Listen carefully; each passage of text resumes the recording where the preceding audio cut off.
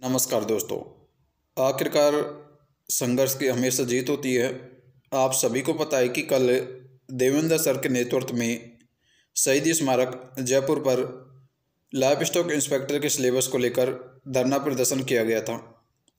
इसमें थोड़ी निराशाजनक बात यह रही थी, जितनी उम्मीदें थी एलएसी की इकट्ठे होने की, उतने एलएसी वहाँ पर इकट्ठे नहीं हो पाए।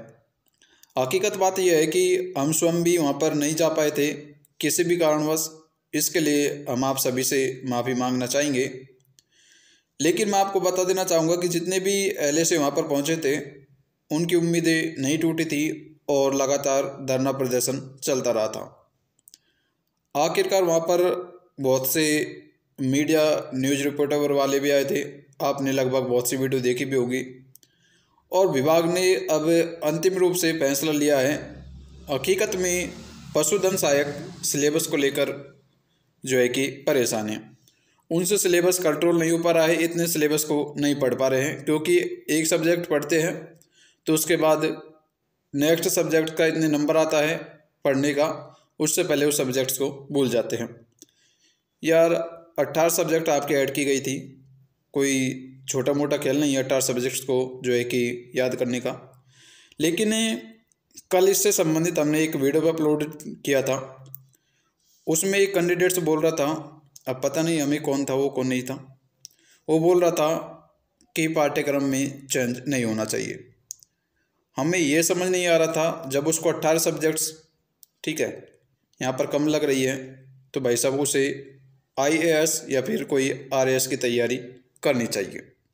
ठीक है, तो आप अपने बारे में नहीं तो कम से कम बेरोजगार पशुधन सहायकों के बारे में सोचें कि भाई साहब 18 सब्जेक्ट्स को कंट्रोल करना, ठीक है, इम्पॉसिबल, सॉरी साथियों, पॉसिबल नहीं है।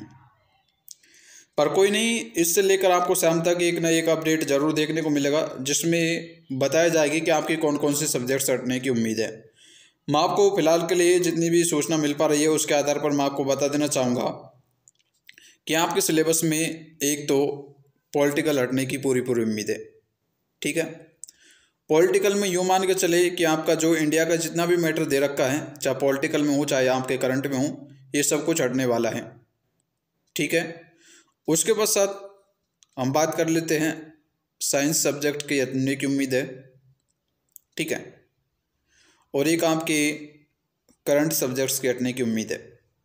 ठीक है, फिलहाल यहाँ पर 3 सब्जेक्ट्स के हटने की उम्मीद बताई जा रही है, लेकिन इससे संबंधित शाम को आपको नोटिफिकेशन देखने को मिलेगा, जिसे कि मैं व्हाट्सएप ग्रुप में डाल दूंगा।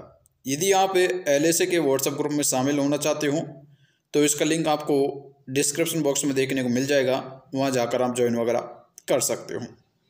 ठीक है साथियों, ये बात 100% सत्य है कि आपके सिलेबस में चेंज होने वाला है। ठीक है, आपको गुमराह करने की किसी प्रकार से कोशिश नहीं कर रहे हैं। हालांकि कुछ अपवाद हैं जो अभी भी ये चाहते हैं कि पाठ्यक्रम में बदलाव नहीं होना चाहिए। मैं उन अपवादों का नाम नहीं लेना चाहूँगा, लेकिन आप सभी समझ गए होंगे कि मैं किसकी बात करना चाहूँगा।